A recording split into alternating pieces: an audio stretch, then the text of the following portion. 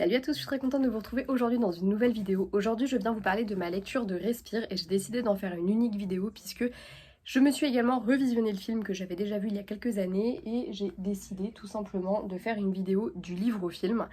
C'est des vidéos que je fais assez rarement mais de temps en temps j'en ressens le besoin. J'avais vraiment envie de vous parler de cette lecture par le prisme du film que j'avais déjà vu et que j'ai revu pour pouvoir faire cette vidéo.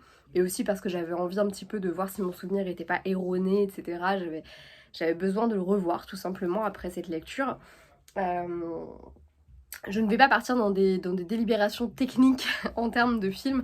Je ne suis pas du tout connaisseuse du monde du cinéma en dehors de la façon dont je l'aborde en tant que spectatrice. J'ai pas de notion particulière autour de ça et je n'ai aucunement la prétention d'en avoir. C'est pour ça que cette vidéo elle est vraiment faite comme tout simplement comme un espèce de parallèle entre le livre et le film, puisque je trouve qu'ils sont quand même assez différents et en même temps très similaires, puisque l'histoire de base, le postulat entre guillemets de base est le même. Dans cette histoire, on va suivre Charlène, une jeune adolescente qui va rencontrer Sarah, une autre adolescente de son âge. Elles vont devenir très amies toutes les deux, une amitié qui va très vite devenir toxique puisque le personnage de Sarah est quelqu'un de très particulier, très ambivalent, qui aime beaucoup être au cœur des choses et qui, ma foi, vogue d'un groupe d'amis à un autre sans trop se soucier de la petite Charlène. Dans le roman, on suit Charlène depuis qu'elle est toute petite. On va vraiment faire un espèce de recul sur sa vie jusqu'à celle qu'elle est à l'heure actuelle. Et surtout, le récit s'ouvre directement sur ce qui va être la révélation finale dans le film. Voilà. Donc déjà de base, quand tu n'as jamais vu le film et que tu comptes le voir et que tu lis le livre avant, très honnêtement, mauvaise idée, ça va te spoiler le plot twist du film. Clairement, j'ai vraiment aucun regret d'avoir d'abord vu le film. Ça m'a permis de pouvoir aborder le livre en toute sérénité, en sachant très bien ce qu'allait se passer, certes, mais du coup, ce n'était pas gênant puisque le gros plot twist final dans le bouquin ne l'est pas. Voilà, c'est pas du tout un plot twist. Dans cette vidéo, il y aura des spoils, je n'ai pas envie de ménager vos petites sensibilités, donc si ça ne vous intéresse pas d'avoir des spoils, laissez-moi juste vous donner très brièvement mon avis sur le bouquin, puisqu'à la base c'est quand même ça un update, et puis c'est un petit peu ça aussi que j'aime faire sur cette chaîne, vous dire ce que j'ai pensé des bouquins. En l'occurrence, je l'ai bien aimé, il se lit vraiment très très rapidement, je n'ai pas trouvé la plume dinguissime, mais en même temps je la trouve très claire, nette et précise. C'est un récit que j'ai trouvé, j'ai envie de vous dire, assez contemplatif, il n'y a pas beaucoup de scènes vraiment avec des dialogues, etc. On suit vraiment le personnage de Charlène sur une longue période. Il est malgré tout relativement bien écrit, les états d'âme également. Je trouve qu'il raconte plutôt bien les méandres de l'adolescence et tout ce qui peut se passer à cette période-là, qui est quand même une période très difficile. De ce point de vue-là, je le trouve plutôt pas mal, notamment, je trouve ça d'autant plus intéressant de le souligner que la personne qui l'a écrit avait 17 ans. À ce moment-là, Anne-Sophie Brass avait 17 ans quand elle a écrit ce roman, qui est son premier roman. Je trouve qu'il est vraiment du coup pas du tout déconnant, il est vraiment bien écrit, il est bien ficelé et globalement ça se lit très bien. Après je trouvais que c'était parfois un petit peu lent à certains moments, puisque au final on suit vraiment juste le quotidien adolescent de quelqu'un, et surtout beaucoup ses pensées, ses préoccupations, etc. Et que parfois c'était un petit peu relou parce que c'était un petit peu long. Voilà. C'est tout pour mon avis global du livre et on va parler un petit peu du film et des différences. La différence fondamentale, c'est que le film se termine sur un plot twist, une révélation, quelque chose, un événement, et l'événement en question, c'est tout simplement... J'ai pas envie de rentrer vraiment dans les détails, ça je suis pas obligée de vous le dire. Donc bref, c'est un gros événement, c'est ce qui va vraiment marquer le tournant du film, et la fin du film est dramatique, il se passe un drame. Dans le bouquin, dès le début, on sait qu'un drame a eu lieu puisque le personnage de Charlène est à l'heure actuelle dans une situation qui va avec ce qui s'est passé. On comprend très vite qu'il s'est passé quelque chose de dramatique, qu'elle a fait quelque chose de grave. Voilà, on comprend très vite également de quoi il s'agit. Voilà, et au fur et à mesure que le livre se déroule, on comprend de plus en plus de quoi il s'agit. Voilà. Je vais forcément finir par le spoiler puisque je voudrais revenir d'ailleurs sur cette chose, mais je reviendrai au fur et à mesure, on va essayer d'être un petit peu chronologique. En termes de différence, et celle qui pour moi est la principale, ça réside tout simplement dans le personnage de Charlène de manière générale et dans les deux protagonistes de base.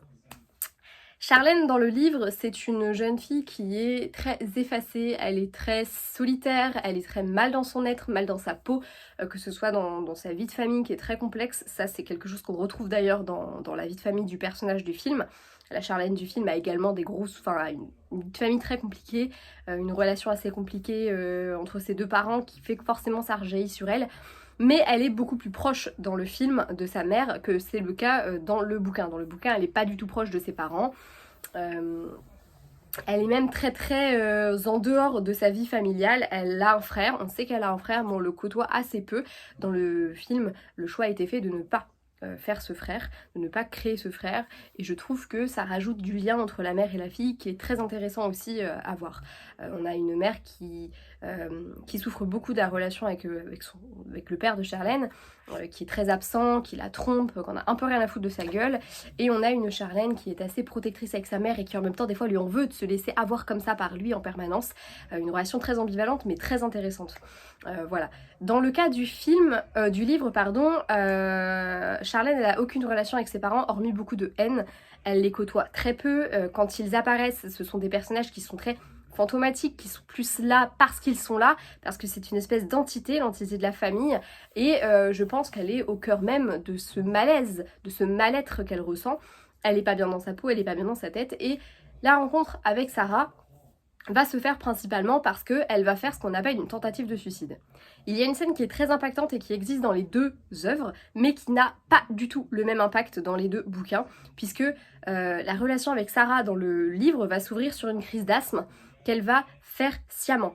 Elle va sciemment oublier de prendre sa ventoline, Charlène, et elle va courir jusqu'à ce que elle n'en puisse plus et qu'elle tombe, et voilà, pour elle, elle avait qu'une envie, c'était ne pas survivre, et c'est ça qui va attirer Sarah. Sarah, elle va comprendre la détresse de Charlène et elle va être attirée par ça, elle va être attirée par cette noirceur qu'elle voit en elle, et c'est clairement le point de départ de leur amitié. Comme si elle avait compris ce qui se passait dans la tête de Charlène, le personnage qu'elle pouvait être, et que ça l'avait intéressée.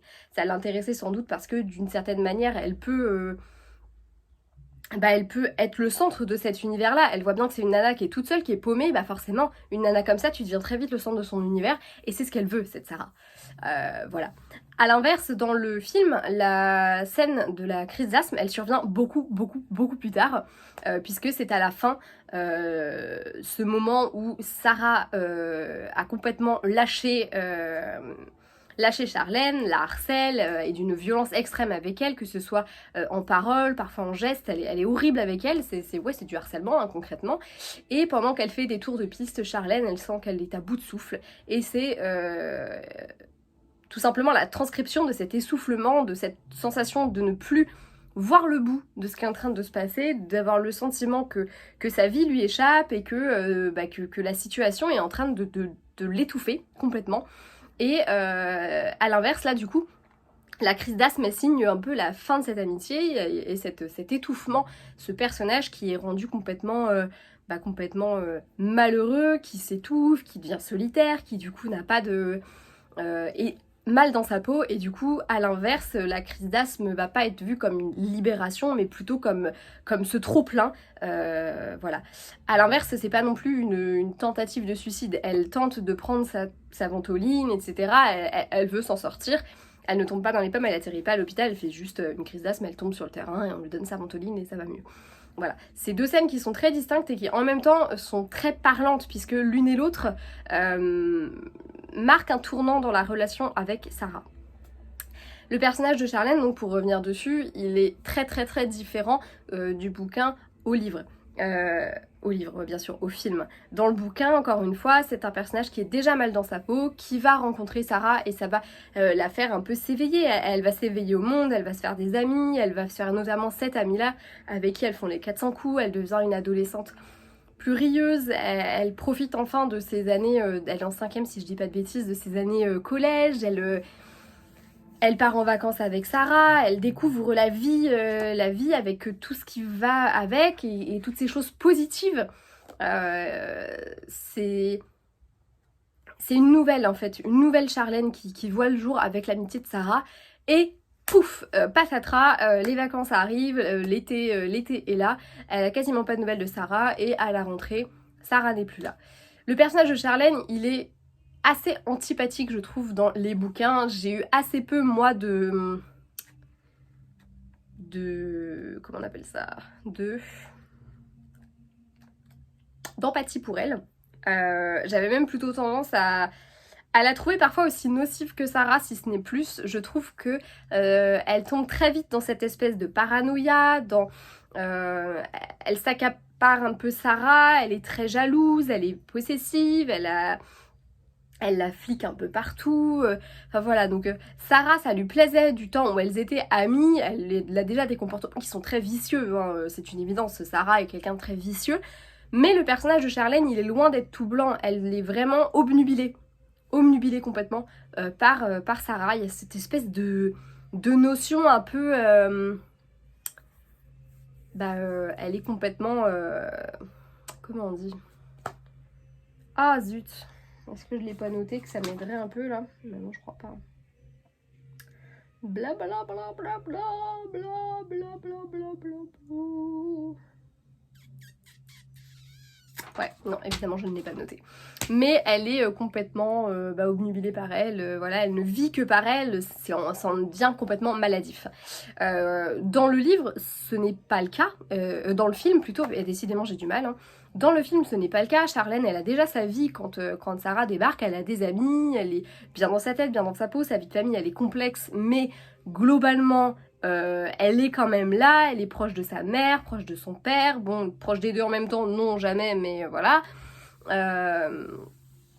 C'est quelqu'un de très équilibré. Là où le personnage de Sarah apparaissait dans une vie qui n'allait pas et devenait un point d'ancrage, à l'inverse là, Sarah c'est le basculement de la vie de Charlène à une vie tout à fait normale, d'une vie complètement aberrante et qui va finir en drame, tout simplement. Dans le film, elles vont devenir très amies de la même manière, mais ça se passe aussi sur un laps de temps beaucoup plus court. L'amitié entre Charlène et Sarah s'écoule sur une année là, donc en une année elles vont devenir très copines, être tout le temps fourrées l'une avec l'autre. Et puis il y a point de rupture, bascule, Charlène va découvrir des choses sur Sarah, notamment sur tous les mythos qu'elle peut raconter. Elle va comprendre que voilà, toutes les grandes histoires qu'elle raconte sur sa vie de famille, etc. c'est du gros mytho, et quand Sarah va comprendre qu'elle est au courant, et ben elle va décider en fait de la harceler, de la faire passer pour ce qu'elle n'est pas, de balancer plein de mythos à son sujet, des vérités aussi qui blessent évidemment, sinon c'est pas drôle. Et elle va la foutre plus bactère. Charlène se fait complètement harceler par tout le monde, elle est abandonnée par celle qu'elle croyait être sa meilleure amie. Voilà, c'est un enchaînement de choses qui sont déplorables. Alors que dans le livre, il y a un petit peu cette espèce d'ambivalence de cette protagoniste qui est complètement obsédée par quelqu'un qui... Enfin, c'était ça le mot que je cherchais tout à l'heure, ça vire complètement à l'obsession. Et quand la Sarah va la laisser tomber, bah ça va être que ça. Et Sarah va beaucoup jouer au yo-yo, il y a des fois où elle a récupéré, ça va pas aller, donc elle va récupérer sa copine. Et puis après ça va re-aller très bien dans sa vie, donc elle va la tège à nouveau. C'est quelque chose qu'elle fait également dans le film, mais c'est un peu ambivalent, enfin c'est deux thématiques très très différentes. On est beaucoup moins dans le harcèlement quand même avec dans le livre, on est vraiment plus dans le je te traite comme une merde et de temps en temps je veux bien de toi quand même. Et dedans, Charlène est vraiment un petit chien en manque de l'attention de sa maîtresse qui reste auprès de Sarah en permanence, et c'est assez déplorable. Il va y avoir évidemment un basculement, donc dans le livre c'est la fois de trop. La fois de trop, elle se fait foutre de sa gueule une fois de trop, et ce qui lui trotte dans la tête depuis un moment, eh bien Charlène va le mettre en action. Elle va tout simplement préméditer tout ça et elle va aller assassiner Sarah. Elle va pénétrer chez elle dans la nuit et elle va l'étouffer avec un coussin. Nice. Du coup, comme vous l'aurez deviné, le bouquin il s'ouvre en fait, Charlène est en prison. Et du coup, elle va nous raconter comment est-ce qu'elle en est arrivée là. C'est comme ça que le bouquin s'ouvre. Dans le film, à l'inverse, ce n'est pas du tout prémédité. Charlène, elle a un coup de sang, elle en a ras-le-bol, elle la pousse, elle se cogne et elle finit par l'étouffer parce qu'elle est à bout, complètement à bout. C'est la suite logique de cette espèce de crise d'asthme où elle était complètement étouffée, où c'était son corps à elle qui ne la supportait plus. Et là, en l'occurrence, bah voilà, elle est à bout et elle tue Sarah, et le film se termine sur elle en larmes et sa mère qui arrive et qui découvre le corps de Sarah dans la chambre. Enfin bref, une scène affreuse. L'actrice joue d'ailleurs superbement bien, je trouve. Enfin, je trouve que les actrices globalement jouent toutes très bien. Voilà, la scène dans la chambre là où il y a la Sarah qui la démonte, qui se fait encore passer pour une victime alors qu'en l'occurrence elle n'a absolument rien d'une victime. dans le film est assez fort, je trouve quand même. Et ce moment là où on voit le basculement littéralement de Charlène qui est calme, qui est stoïque, qui essaye de pas réagir et qui en même temps est complètement détruite par ce que cette nana lui a fait. Et on a ce moment ouais, où elle frise complètement et où là elle bascule dans l'horreur, quoi. Alors qu'à l'inverse, le personnage de Charlène est tellement, je pense, malade de toute cette situation, tellement obsédée, tellement mal de tout ça, que elle a carrément prémédité au fur et à mesure. Et en effet, au fur et à mesure du bouquin, on voit monter en intensité ce sentiment que la seule façon qu'elle aurait de s'en sortir, c'est celle-là. On a quand même des notions presque de folie, puisqu'il y a parfois des thématiques autour de... on a l'impression qu'elle se parle à elle-même, etc. Donc c'est quand même très très fort. Pour conclure un petit peu cette vidéo, parce que j'ai déjà énormément parlé, je dirais que ces deux œuvres qui sont très très différentes, Mélanie Laurent a fait une adaptation du bouquin, ce n'est pas, enfin c'est en rien une adaptation qui est texto, au contraire c'est une adaptation qui est relativement libre. N'en demeure pas moins que la thématique c'est la même, c'est des questions d'une amitié toxique. On a, je trouve, dans le bouquin, deux personnes toxiques qui se rencontrent l'une et l'autre, l'une qui va entraîner l'autre, en fait elles s'entraînent l'une et l'autre dans cette toxicité. Il n'y a absolument rien de bon qui découle de ces deux protagonistes qui, pour moi, sont victimes et bourreaux l'une et l'autre. Voilà, l'une parce qu'elle finit par assassiner quelqu'un sciemment, en sachant très bien ce qu'elle est en train de faire, en le préméditant même.